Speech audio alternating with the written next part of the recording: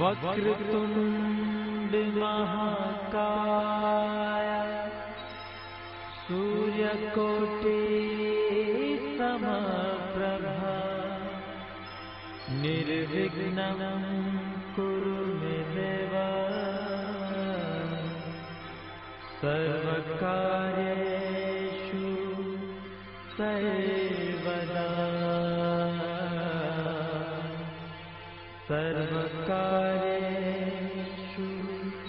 सर्वदा।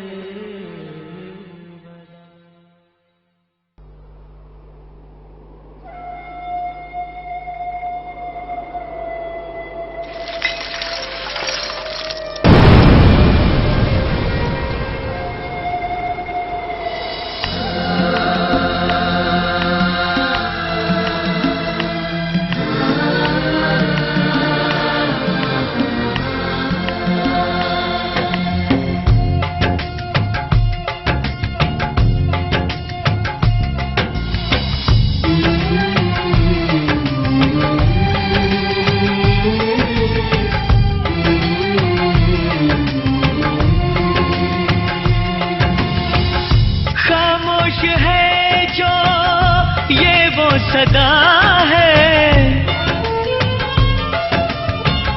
वो जो नहीं है वो कह रहा है।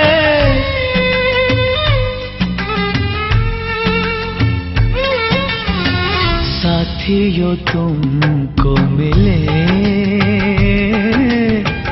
जीत ही जीत सदा, बस इतना याद रहे एक साथी और भी था। जाओ जो लौट के तुम घर हो खुशी से भरा। जाओ जो लौट के तुम घर हो खुशी से भरा, बस इतना याद रहे एक साथी और भी था। बस इतना याद रहे एक साथी और भी था।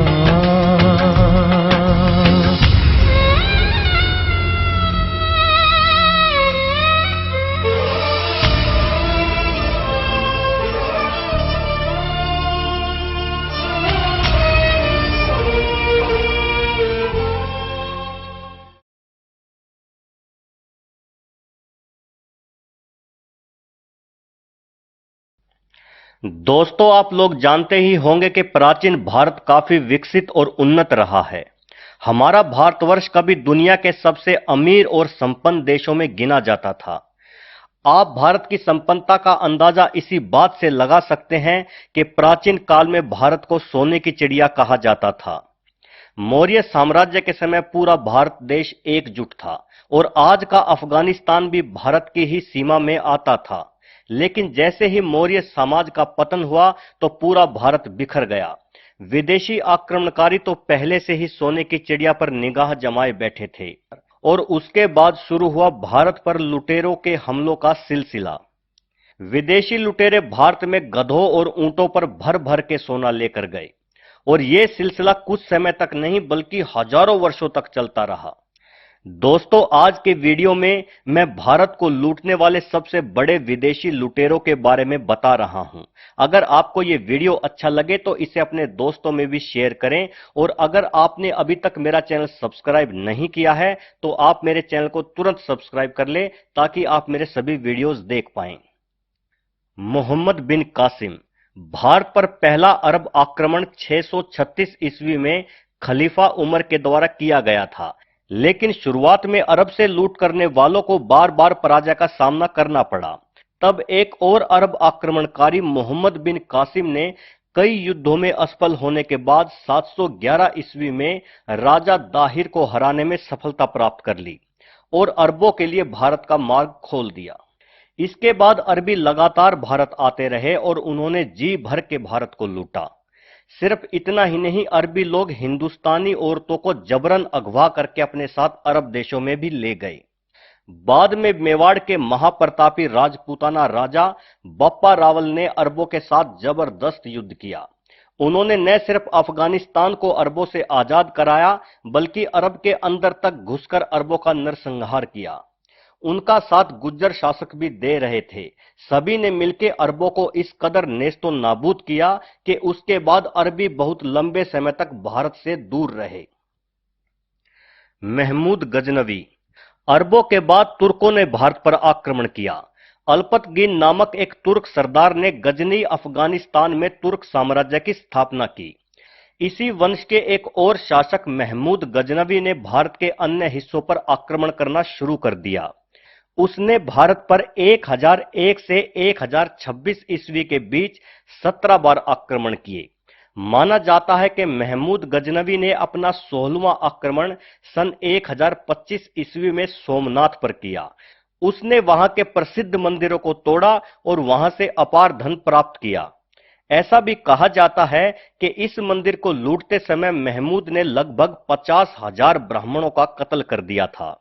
17वां आक्रमण उसने सिंध और मुल्तान के तटवर्ती क्षेत्रों के जाटों पर किया। हालांकि इस युद्ध में बेहद सीमित संख्या में होने के बावजूद भी जाटों ने गजनवी के हजारों सैनिकों को मौत के घाट उतार दिया, लेकिन गजनवी की सेना बेहद विशाल थी और अंततः जाट इस युद्ध में पराजित हुए। मोहम्मद गोरी। तुर्कों का दूसरा आक्रमण भारत में मोहम्मद गोरी ने सन 1182 में किया।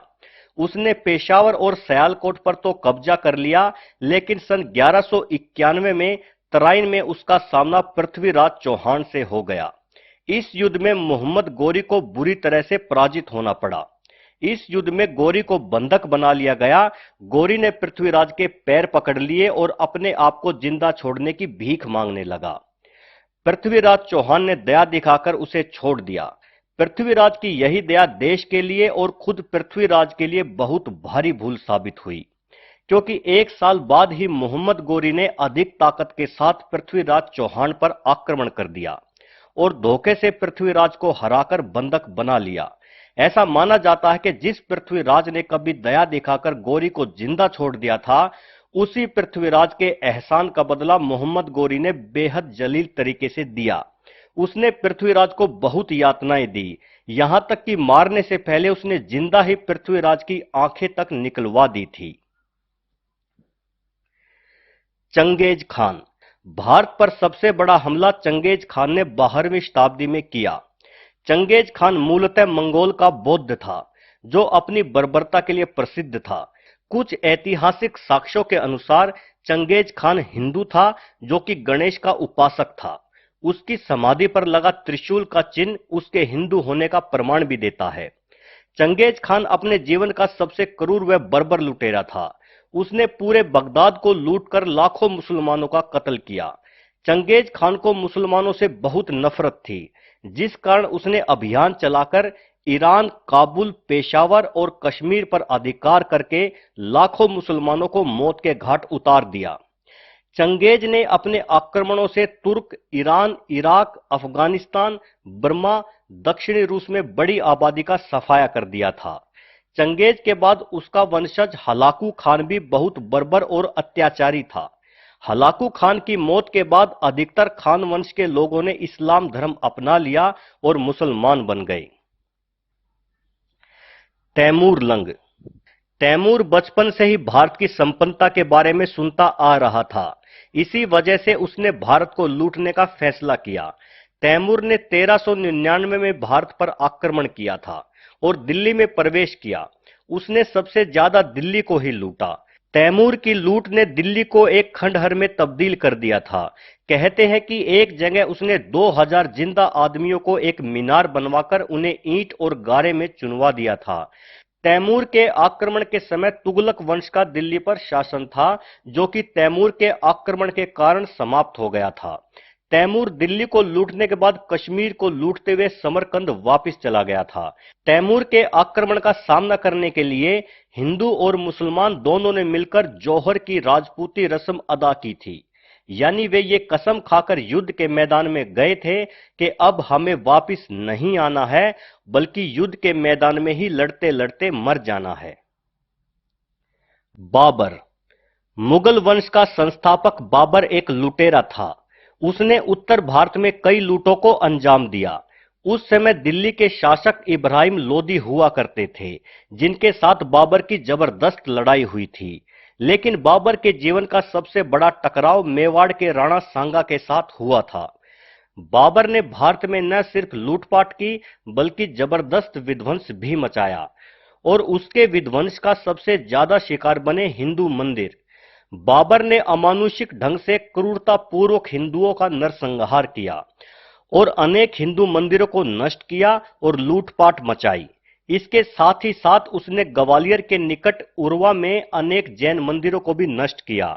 उसने चंदेरी के प्राचीन और ऐतिहासिक मंदिरों को भी नष्ट करवा दिया, जिनका आज सिर्फ खंडहर ही बचा है। नादिर शाह। औरंगजेब के बाद मुगल अंपायर कमजोर पड़ने लगा था। इस बात का फायदा उठाकर ईरान के शासक नादिर शाह ने भारत पर कई आक्रमण किए और यहां की संपत्ति को लूटा। नादिर शाह के दिल्ली आक्रमण के समय मुगल बादशाह मोहम्मद शाह का शासन था। मोहम्मद शाह औरंगजेब का पोता था। उसे मोहम्मद शाह रंगीला भी कहते थे, क्योंकि अपने राज से ज्यादा वो अपनी अय्याशी के लिए प्रसिद्ध था। मोहम्मद शाह को नादिर शाह ने करनाल के युद्ध में बुरी तरह से हराकर दिल्ली में प्रवेश किया और भयानक तरीके से लोगों को मारते काटते हुए उसने दिल्ली को लूटा। उसने लाल किले के अंदर घुसकर लाल किले को लूटा और उसी ने प्रसिद्ध कोहिनूर हीरा भी भारत से लूटा था। वह कोहिनूर को अपने साथ ईरान ले गया। बाद में वही कोहिनूर हीरा अंग्रेजों के पास पहुंच गया था, जो महारानी एलिजाबेथ के हार में गड़ गया था। East India company. हजारों साल की लूटपाट के बाद भी भारत एक संपन्न देश था, लेकिन अंग्रेजों ने भारत को बिल्कुल कंगाल बना दिया। अंग्रेजों के आने से पहले भारत कुल विश्व व्यापार में 23% की भागीदारी रखता था, जबकि ब्रिटेन का भाग मात्र 1.5% था, जो कि 1947 तक उल्टा हो गया था। 1947 आते आते भारत दुनिया के सबसे दरिद्र और भूखे देशों में गिना जाने लगा। 1600 ईस्वी में व्यापार के बहाने ईस्ट इंडिया कंपनी भारत आई, लेकिन उनका असली मकसद भारत को लूटना था, और यह मकसद तब पूरा हुआ जब ईस्ट इंडिया कंपनी ने 1757 में प्लासी के युद्ध में बंगाल के नवाब सिराजुद्दौला को हराकर बंगाल पर अधिकार कर लिया। सन 1792 में अंग्रेजों ने टीपू सुल्तान को भी हराकर दक्षिण में अपनी पकड़ मजबूत कर ली थी, और 1819 में मराठों को हराने के बाद कंपनी ने देश के बड़े हिस्से को कब्जा लिया था। कंपनी की गलत नीतियों के विरोध में ही 1857 का प्रथम स्वतंत्रता संग्राम भी हुआ। 1947 तक अंग्रेजों ने भारत को लूटकर दुनिया के सबसे विकसित देशों से सबसे दरिद्र देशों में लाकर खड़ा कर दिया। सिर्फ इतना ही नहीं, जाते जाते अंग्रेजों ने भारत के 2 टुकड़े भी कर दिए और हिंदू और मुस्लिमों के बीच में दंगे भड़का दिए, जिसकी सजा आज तक हिंदुस्तान भुगत रहा है। दोस्तों, इस छोटी सी वीडियो में मैंने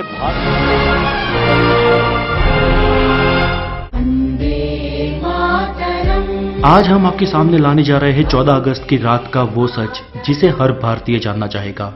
वो रात जिसने हिंदुस्तान का इतिहास, भूगोल, भविष्य और सोच को बदल दिया। वो रात थी आजादी की रात। दिल्ली में 14 अगस्त की शाम से ही जोरदार बारिश हो रही थी। रात 9 बजते बजते रायसीना हिल्स पर करीब 5 लाख लोगों का हुजूम जमा हुआ था। बारिश अब भी जारी थी।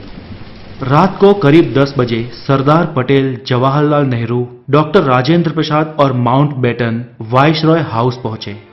14 अगस्त 1947 की रात 12 बजने में कुछ ही मिनट बाकी थे, तब पंडित जवाहरलाल नेहरू ने 2 लाइनें कहकर अपना प्रवचन शुरू किया। At the stroke of the midnight hours when the world sleeps, India will be awake to life and freedom. चंद ही मिनटों में 12 बजे और 15 अगस्त का ये दिन भारत के लिए खुशियां लेकर आया। 190 सालों बाद ब्रिटिश हुकूमत से देश स्वतंत्र हुआ था। लेकिन इन खुशियों के साथ उतना ही गम था, क्योंकि भारत ने अपना 3,46,737 स्क्वायर किलोमीटर का पूरा विस्तार और करीब 8 करोड़ 15 लाख लोग एक ही रात में गंवा दिए थे। देश दो टुकड़ों में विभाजित हुआ था, हिंदुस्तान और पाकिस्तान। हिंदुस्तान यूं ही आजाद नहीं हुआ। 15 अगस्त के बहुत पहले ही ब्रिटिश हुकूमत का अंत शुरू हो गया था।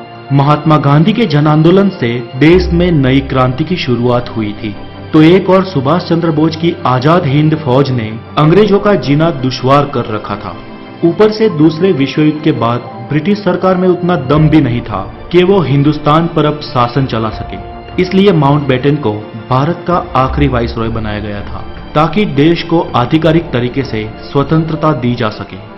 अंग्रेजों ने भारत को शुरुआत में 3 जून 1948 के दिन स्वतंत्र घोषित करने का निर्णय लिया था, लेकिन मोहम्मद अली जिन्ना ने पाकिस्तान नामक अलग मुल्क बनाने की ठान ली थी, जिसके चलते देश में कई जगह पर सांप्रदायिक हिंसा शुरू हो गई। बिगड़ती परिस्थिति को देख अंग्रेज भारत को हो सके इतना जल्दी स्वतंत्र राष्ट्र घोषित कर देना चाहते थे, क्योंकि अंग्रेजों को भी भारत को आखिरकार एक टुकड़े में नहीं लेकिन 2 टुकड़े में विभाजित करना था। स्वतंत्रता के लिए दिन 15 अगस्त ही क्यों चुना गया? तो इसमें ऐसा है कि सिर्फ हम भारतीय ही शुभ और अशुभ में नहीं मानते थे, बल्कि अंग्रेज भी उतना ही मानते थे। माउंटबेटन मानता था कि 15 अगस्त का दिन शुभ है, क्योंकि 15 अगस्त 1945 के दिन ही जापान ने शरणागति स्वीकारी थी और इसके ऑफिशियल साइन 2 सितंबर को हुए थे। इसलिए बेटन के अनुसार 15 अगस्त का दिन मित्र राष्ट्रों के लिए शुभ था। तो फिर रात 12 बजे के वक्त को ही क्यों तय किया गया? तो इसके लिए भारतीय ज्योतिषियों का मानना था कि वो वक्त देश की स्वतंत्रता के लिए शुभ है। तय किया गया था कि पंडित नेहरू को अपनी स्पीच रात 12 बजे से पहले ही समाप्त कर देनी है और रात 12 बजे शंखनाद के साथ भारतीय लोकतंत्र की शुरुआत होगी। ठीक वैसा ही हुआ। 15 अगस्त की सुबह 8:30 पर पंडित नेहरू और उनके कैबिनेट ने पद और गोपनीयता की शपथ ली। रात की लगातार बारिश के बाद सुबह आसमान बिल्कुल साफ था। लोग बेसब्री से इंतजार कर रहे थे आजाद भारत के तिरंगे को लहराते हुए अपनी आंखों से देखने का। देश के तिरंगे को सबसे पहले जवाहरलाल नेहरू ने रात को 12 बजे ही पार्लियामेंट सेंटर हॉल में लहराया था और दूसरी बार सुबह 8:30 पर भव्य राष्ट्रध्वज को जनता के सामने ब्रिटिश राष्ट्रध्वज को उतारकर लहराया गया।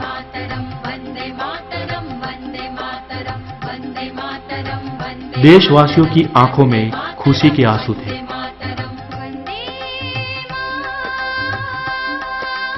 आजादी के बाद 15 अगस्त के दिन ही एक साथ अंग्रेजों ने देश को नहीं छोड़ा। आजाद भारत के कुछ आला अफसर भी कुछ समय तक अंग्रेज ही रहे। 1500 ब्रिटिश सैनिकों की पहली टीम 17 अगस्त 1947 के दिन अपने देश रवाना हुई, तो आखिरी टीम 27 अगस्त 1948 के दिन निकली। दोस्तों, ताज्जुब की बात यह कि लुटेरे अंग्रेज हमारे देश के अतिथि बन के आए हो, उस तरह से उन्हें विदा किया गया। उनकी आखिरी फौज ने जब मुंबई के बंदरगाह से विदाई ली, तब जॉर्ज पंचम को विदाई देने वाला गीत बैंड बाजा के साथ बजाया गया। आजादी से 190 साल पहले भी अमीर चंद और मीर जाफर ने रॉबर्ट क्लाइव का ऐसे ही सम्मान के साथ स्वागत किया था। और फिर क्या हुआ? प्लासी का युद्ध और 190 साल की परतंत्रता।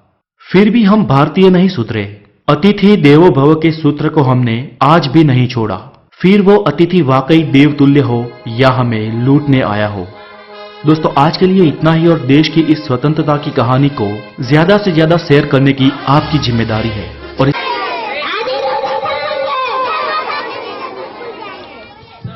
तुम लोगों में और किसी को छोटा कम है? सबको मिल गया है इधर? कोई ऐसा इंस्ट्रूमेंट जिसको नहीं मिला है? तुमको नहीं मिला? आओ लो, पैसे लेके आया है? लो लो लो लो लो लो।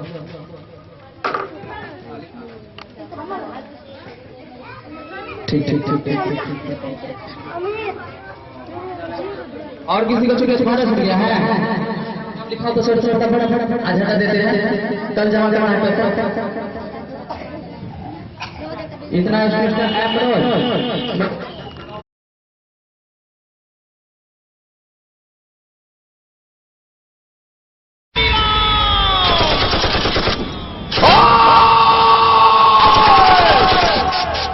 मांगोगे हम खीर देंगे, तुम कश्मीर मांगोगे हम खीर देंगे।